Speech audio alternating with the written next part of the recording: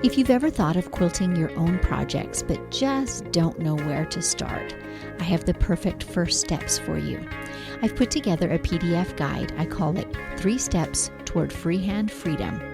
These are the baby steps, but they can help you move past your overwhelm and show you that yes, indeed, freehand quilting can be learned.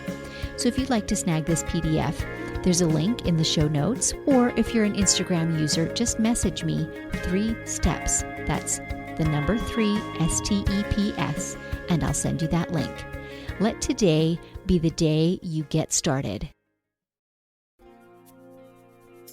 The earliest quilts come out of the Middle East. American quilting has influences from Asia, Africa, Europe. We got a lot of different things from different places and mixed it together.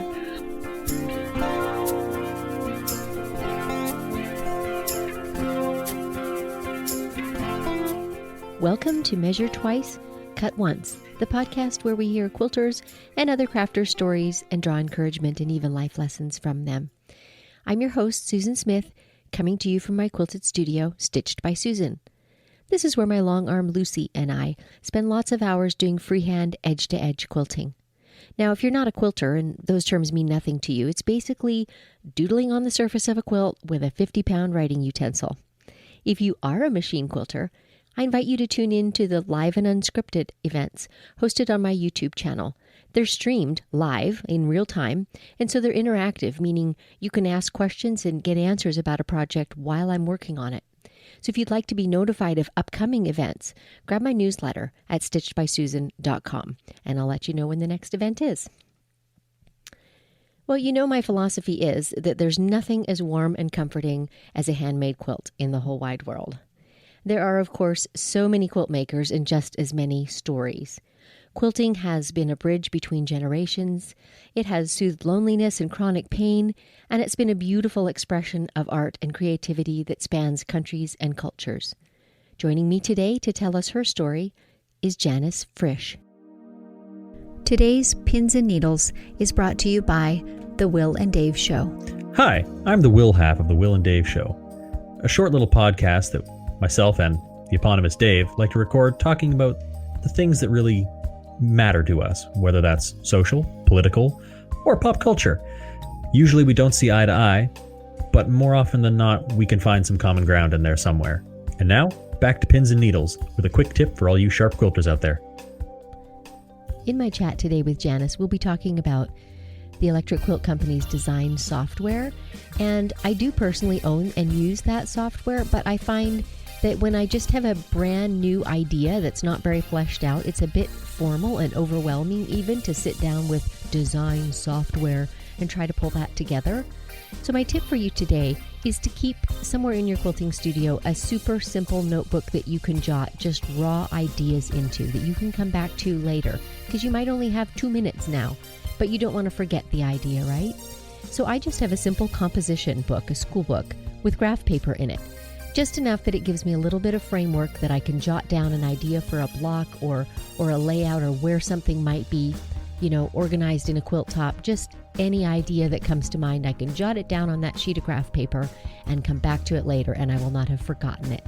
Then it's time to flesh it out and take it into the design software.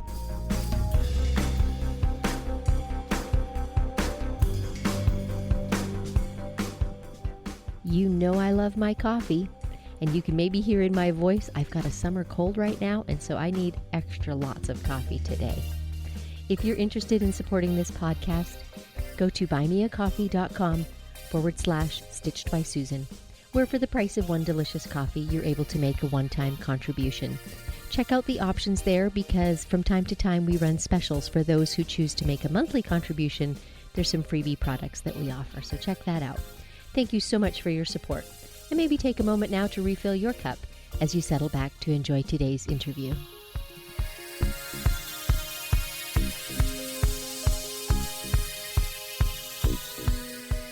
My guest today, Janice Frisch, received her PhD in Folklore from Indiana University, where she studied women's textile arts, particularly quilting. Her groundbreaking work on the development of the block-style quilts in the U.S.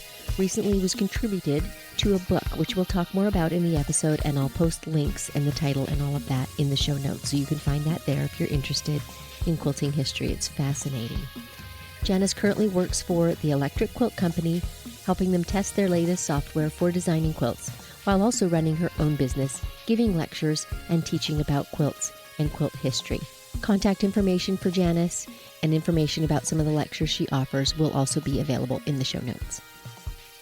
Janice, welcome to the studio this morning. So glad you could join me. Thanks for having me.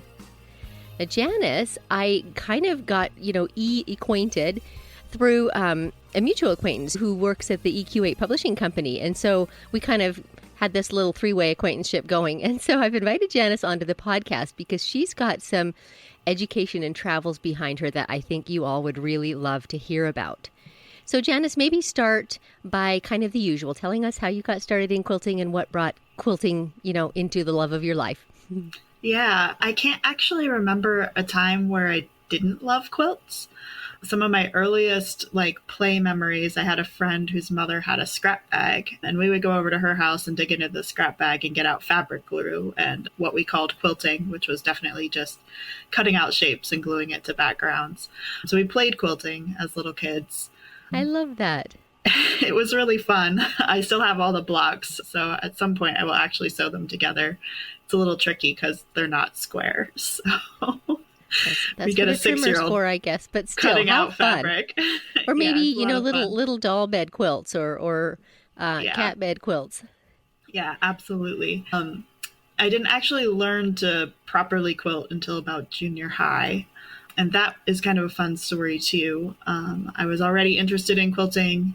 My mom went to a cookie exchange at the house of a church friend, and she had all these gorgeous quilts hanging on her walls. And my mom went, "Oh, my daughter really wants to learn how to do that." And she said, "Well, send her over. We'll teach her how to quilt."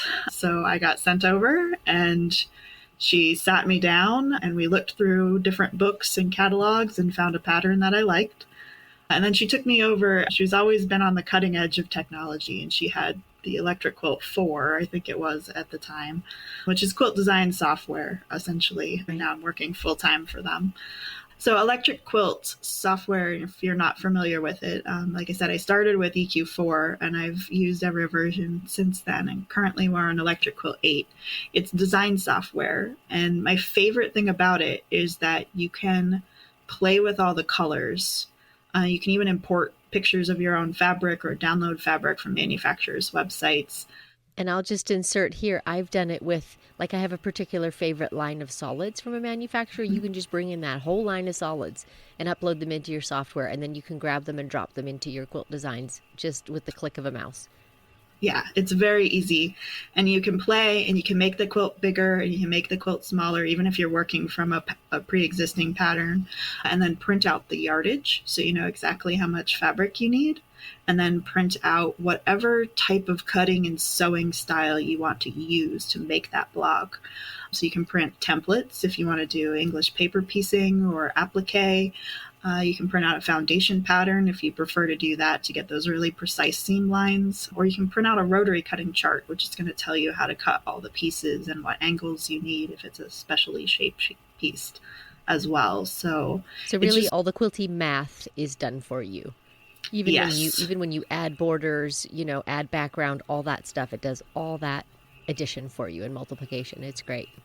Yeah, it's really fantastic software, and it helps you do a lot so you don't have to panic about cutting that really special piece. You know that you like the design before you actually start cutting into that special fabric in your collection. But she had Electric Quilt 4. She sat me down at the computer. We designed it on the computer so you could play with different colors and figure out how much fabric we needed so that we could make it a little smaller than the pattern.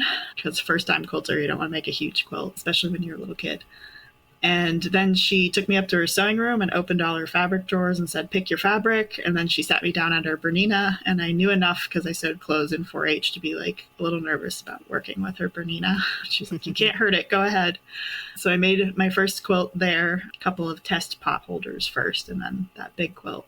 And I've been quilting ever since. It's over 20 years now. So what a treasure to have someone in your life that's willing to teach and just to let you fly too. Yeah, let you create. so great. We're still in touch and we still talk quilt stuff. So I love that. And just to put things in perspective, Electric Quilter is now on version 8. Is that correct? yes. Yes. So Yes. EQ4 it was either was a 3 or little while 4 ago. Yeah. Too fun. Too fun. I wonder what the differences were like, thinking of all the powerful capabilities in EQ8 now.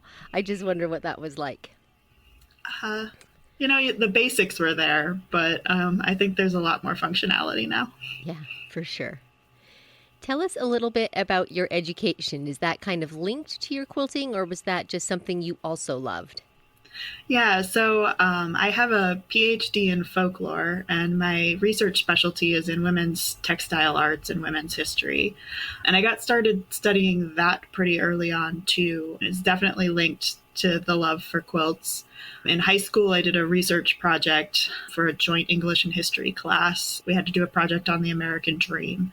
So I interviewed local quilters about their art for that. So it was really my first step into that. And then in undergrad, I researched connections between Native American weaving and the quilting traditions that they were forced to learn in forced assimilation schools and those kinds of things. Really interesting connections where they took new patterns and kind of worked it into their traditional art forms. Bit of resistance there, which is always nice to see. It is. I love that. I love seeing that independence and that strength of culture that, no matter what framework I have to put it in, I'm still going to express myself. And of course, we're seeing now much more recognition and appreciation of all that different cultures have brought to the quilting industry. I love that you were exploring that already way back in high school. That's great. Yeah, high school, and then that was an undergrad project at Ohio University, actually. They let me do an exhibit at their Kennedy Museum of Art on that. And also, if you're familiar with Ohio University, it's in Athens, Ohio, which is where Quilt National is at the Dairy Barn, which is the premier international art quilt exhibit that happens every 2 years. What a treat. So I'm sure you got to attend, yes? I attended as a volunteer, which means they let you touch the quilts because you have to help hang them. Wow, so, how special. With gloves, yeah. Of course. Yeah. So that was really fun. I got to help with the jury days for those too and see how that all works. So when I went to grad school, I was thoroughly embedded in the textile history world, both contemporary and historic. So I did a master's thesis on t-shirt quilting in the United States. Seriously? Yes, I did. Okay, tell me something about t-shirt quilts that how in the world did you get so many words together about t-shirt quilts? There's a lot to say about t-shirt quilts, actually. So they became popular in kind of the late 1970s, really more like the 1980s. That kind of makes sense. And they're very American. So if you go to the United Kingdom and say something about t-shirt quilts, they're curious about what you're talking about. It's a very American thing. So we make them here because we get free t-shirts for everything. And our drawers fill up, but we associate memories with those shirts. So this was my first marathon. This is the one I ran with my sister. This is the one where I actually came in third. I mean, you have all sorts of ideas connected to it. So I explored the memory aspect of it and the different ways that people make them. And then I wanted to say, a t-shirt quilt isn't really all that surprising. It's just a substitution of a pre-printed design where you would put an applique block or a patchwork block. True. So I went looking at the history of the block layout, where you've got repeating blocks, and found a lot of information that contradicted itself. No one could agree when the block style layout occurred. No one could agree how it came about. So I wanted to cite one thing, and I ended up writing the dissertation so that I could cite the one thing in that master's Oh my goodness. thesis. So did this lead into then your contribution to a book? Yes. So my dissertation work looks at British influences in early American quilting and colonial quilting. So I look at influences from the United Kingdom and a little bit of the Netherlands from the 1700s into about 1860. And what people tend to not know about American quilting, because you say quilting and people are like, oh, this is inherently American. It's a pull yourself up by your bootstraps kind of art form. That's the history of it. Quilting is a global art form. You find quilting or patchwork everywhere around the globe. The International Quilt Museum has done that research. And you might not call it patchwork or quilting, and they might not be connected to each other, but everybody has that art form. Right. The earliest quilts come out of the Middle East. American quilting has influences from Asia, Africa, Europe. We got a lot of different things from different places and mixed it together. Much so like our population, isn't it? Yes, very much like our population. So what I looked at were block designs that you found in 1700s and 1800s quilts in the United Kingdom, or what is now the United Kingdom, and how those elements translated over to the United States. And you find not a whole lot of block designs, but those block designs that you do find are found in early colonial and early American quilts. So they came directly over, which makes sense when you think about where the colonizers are coming over from. And then we kind of reorganized how they were arranged. And that reorganization corresponds to the Industrial Revolution and some other changes in how we're mapping the space around us. And you end up with the block style quilt, which shows up first around 1820 and is rapidly becomes the dominant layout in the United States over what's called a medallion quilt or a frame quilt in the United Kingdom that builds out from the center. Right, right. It must be just fascinating. I'm all admiration, and it makes me want to go and take some more time to educate myself a little more. You know, my mother, grandmother, great-grandmother, etc., we're all quilters, but that still is such a very narrow experience of the world of textile art. And so thanks for spurring me on to go learn a little more. Yeah, there's lots of information out there. Yes, and it's just fascinating. So tell me how this then translated into where you now work, which is for Electric Quilt 8, which is, as we mentioned earlier, digital design software. Yeah, so it's a little bit of a winding journey, but everything that you do always builds as you go through life. And so things that you've done in the past that you might not think are relevant will come back again and be useful. So nothing's ever wasted, even if it might feel like it at the time. So I've finished my doctorate. I helped write that book, American Quilts in the Industrial Age. It was edited by Carolyn, Ducey, and Patricia Cox-Cruz, but I wrote the chapter on pieced quilts. So if you want the deep dive into my dissertation research, you can find it in that book. And then I moved into working in academic publishing for a little while and got to publish books in folklore, which was my field, which included books on quilting. So that was a lot of fun. And then I ventured into creating my own business so that I can give lectures on those topics. So I do give Zoom lectures right now. I used to give in-person lectures, but until COVID settles down, there's Zoom. So I can be booked for those at my website, tangibleculturellc.com. And when COVID happened and everything kind of shut down, I was looking to pivot, and I had some connections with the Electric Quilt Company. It just so happened that they were working on a project with a book by Barbara Brackman and their block-based software. And one of the things that was critical to my research was all the work that Barbara Brackman and other quilt historians had done before.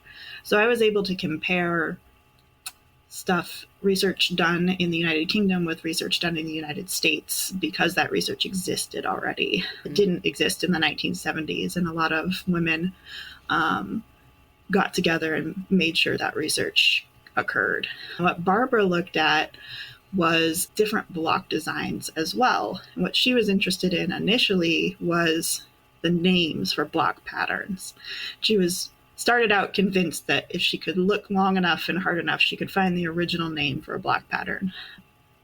What that resulted in was discovering that block patterns have lots of names. They're highly regional. There is no one name for any pattern. It's not worth it to go looking for an original name. Give us some unique ones, because I know there are great ones out there, like rob Peter to pay Paul, and that's one that comes to mind. I tend to work in the early patterns. They don't have very exciting names. I'm putting you on the spot. I'm sorry. I just happened to think of that one, and I just know there are some super unique names that obviously came out of people's experience, out of their life story, right? Love that. Yeah. Or a very creative marketing person later that too. in time. So Barbara collected blocks and where they were published and when they were published and what they were called by that publication. And she had a whole bunch of note cards, and eventually she started organizing these into categories, and that became the first edition of her encyclopedia, which was a binder that she was basically putting together out of her own house. That got picked up by a book publishing company. You get the second edition of the encyclopedia, which a lot of people have. It's a fantastic resource. And that went out of print over 10 years ago. And so Barbara was interested in bringing it back into print. The Electric Quilt Company had previously made software out of the second edition so that you could print foundation patterns and rotary cutting charts and templates for all the books or all the blocks in the book itself. And they said, well, we have them, so let's just make the book. So they were in the process of working on a third edition with some new blocks in it. And because of my publishing experience, and because there was a brief period in college where I was studying computer science and not quilt history until I came to my senses and switched majors, I had the skill set that they needed at that particular point in time. So I got brought on to Electric Quilts, and now I'm working there full time. It's a dream job. When I was in computer science, I was kind of hoping I could work for Electric Quilt at some point. So here I am, finally. I love that. A number of, like a decade or so later. So I helped them put out the third edition of the encyclopedia. So it's now back in print. It's in full color. It has extra blocks, and it's a quilt resource that everyone should have. It's not patterns, even though the title says patterns in the name, but it's inspiration, and it's really for identification. She's got a genius system in it that lets you take a block in a historic quilt and figure out where the major seam lines are, and then look it up based on those seam lines and find the name, which is just really amazing that you can do that. Really, really smart. So clarify for me, so that's a book now, which is available again, but how does that play out in EQ8? Is it still available within that program, or is it an add-on to the program? How does that work? So it's a book. It's also a standalone software, which we're calling Blockbase Plus. The original was Blockbase. This is the Plus version. Okay. You can have it without having EQ8, but if you do have EQ8, it will connect to EQ8, and you can use all the blocks in your quilt designs in EQ8. Blockbase is just a printing software. You can't design quilts out of the blocks, but you can say, I want to print this for a block that finishes at 12 by 12 inches, and it'll print out the rotary cutting information for you, or templates or foundation patterns. And it's got all the history included in it. So you can click on a block that you like and find out where it was published and what it was called. And it's just really fun to go through and just favorite blocks that you want to make later. Yeah, it just sounds like an incredible resource for those who like to make their own projects, who don't like to follow a preset, entirely thought out pattern, because the building blocks, small play on words, are right there for you. They are, yeah. You can pick one or a number of them and make a fun combination and put your own colors to it. You can look at them in grayscale if you don't want to be influenced by the colors in the book or the colors that are there's a colored grayscale and line drawing version in the software, so you can flip through them. Right, that's important too. Right, I hadn't thought of that. So are you yourself a quilt designer too? Do you design your own quilts? I'm getting there. I have ideas for some patterns based off of some of the historical research that I'm doing. It's a future project that hopefully I can put some patterns out in a few years. Got to make the test versions first, but I have some ideas. Because when you get to look at a lot of historic quilts, and I've looked at them at the International Quilt Museum, which is in Lincoln, Nebraska. Some of my research was funded by Winterthur, which is in Delaware. And then I've looked at quilts in Wales and a number of collections over in the United Kingdom, including the British Quilt Study Group's collections in New York. And just, you see so many unique things that are done, and the ways things are put together by hand can be very different from what we can do today with modern machines. So that's very inspiring. Are you seeing a bit of a resurgence of, like, English paper piecing is sometimes the answer to intricately pieced blocks that don't have obvious straight lines running throughout, right? Seam lines. Yes. Are you seeing kind of a resurgence of that in order to recreate some of these older designs? Some of them you just make slight modifications, and you can do it on your sewing machine pretty easily. You might add like one seam allowance to make the curve go together a little easier rather than trying to set it in like you would a sleeve. Or avoid the dreaded Y seam or something like that. Avoid the dreaded Y seams, yes. Some of my favorite quilts from kind of the late 1840s, 1860s are very Y seam heavy, and you would not make them that way today. Some people still do. I recently quilted a king-size quilt that was made of hexagons, and not half hexagons, whole hexagons. The whole thing was Y seams. Yeah. Boy, that lady was, very brave. Persistent. So she did a great job, too. It was amazing. Yeah. Well, hexagons are really, really popular again, which is fun because some of the early British quilts are very hexy heavy. So it's just come back around full circle from there. So you alluded a little bit to travel in the UK. What are some of the traveling opportunities you've had, both with your study or with lecturing? So mostly with my study, the lecturing got going just as COVID shut down a lot of things. So a lot of those became digital. Although the fun part about digital lectures is that I have lectured for folks in the UK because that was affordable. They didn't have to fly me over. We could just all get on Zoom and have a chat, which was really fun. Prior to that, I have spent a lot of time over in the UK, particularly in Wales and England. A little bit less in Scotland and Ireland, though I've looked at their quilts too. And I'm hoping to get to the Isle of Man because the Manx quilting tradition is also its own unique thing as well. So I worked in St. Vigans, which is the National History Museum in Wales. They were very gracious and let me take up their time, look at a lot of quilts there. In 2018, I actually traveled to the UK especially because they brought the 1718 coverlet out of storage. The 1718 coverlet is one of my favorite pieces, and I'd never seen it in person. It's the oldest known dated coverlet in the United Kingdom. So there could be older ones, but they're not. Because I don't know what you're talking about, so tell me more. Tell me more about what it is. There's a whole book on it, so you can check out the book on the 1718 coverlet from your library. It's out of print, but you should be able to get your hands on a copy pretty easily. So it is unquilted. It's a coverlet. It was English paper pieced is what we would call it today, but pieced over papers. The papers are intact in the piece, and I don't think were intended to be removed. It was a display piece.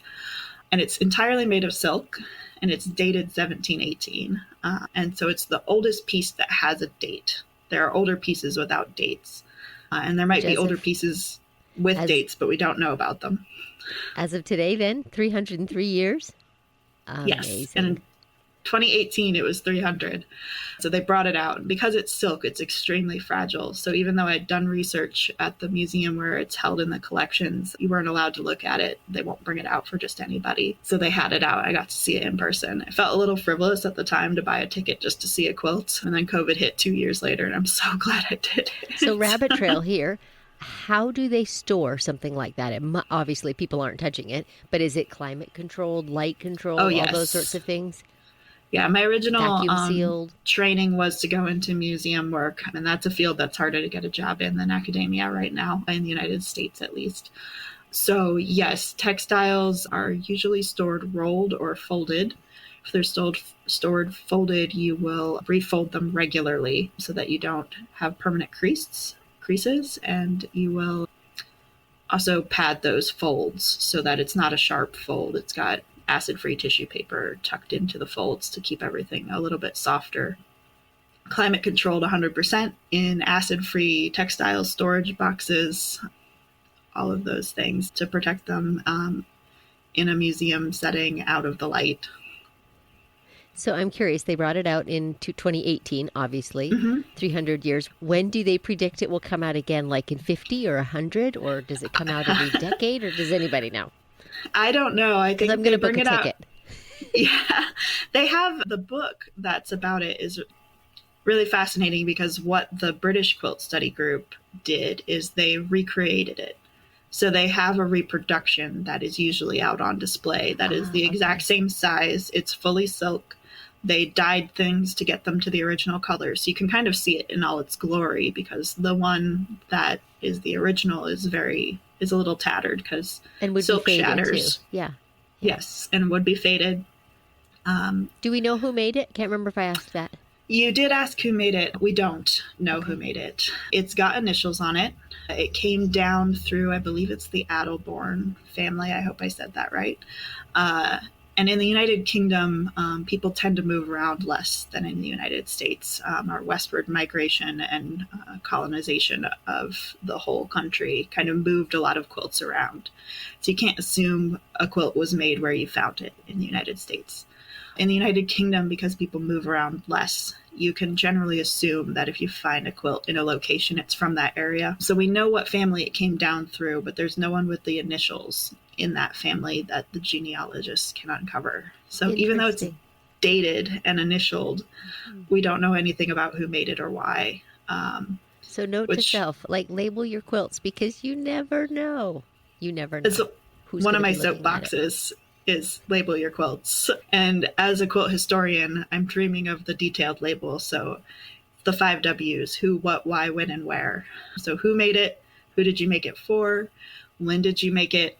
And make it clear, this is the date I started it. This is the date I gifted it. This is the date I actually finished it. You're looking at a face of shame. I'm the world's worst labeler. I mean, if I label 1 in 10 quilts, I'm doing good. It's terrible.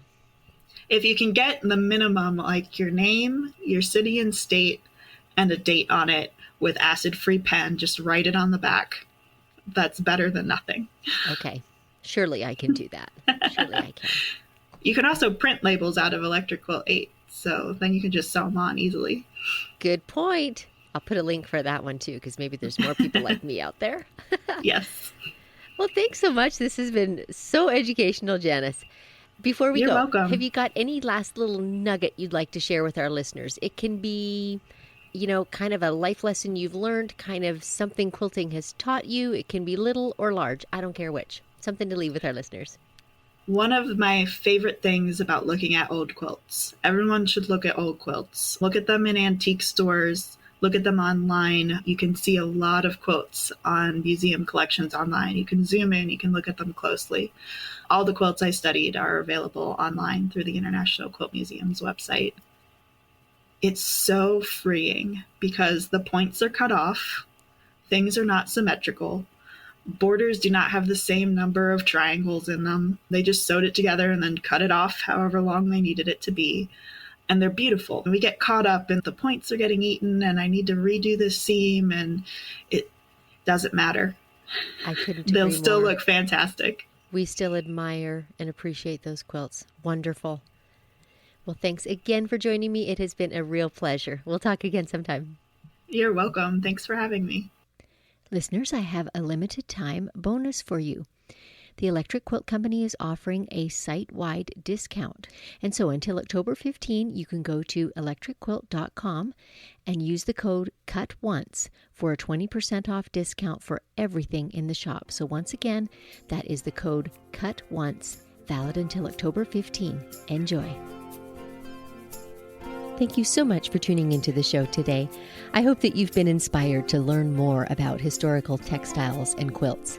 And once again, I'll link in the show notes to the book that Janice has contributed to and others that we mentioned throughout the show that you might be able to find at your local library. So if you enjoyed this podcast, please consider leaving a review on Apple Podcast or the podcast app of your choice. It really helps other listeners to find the show so they can hear these stories too, and I'd sure appreciate it.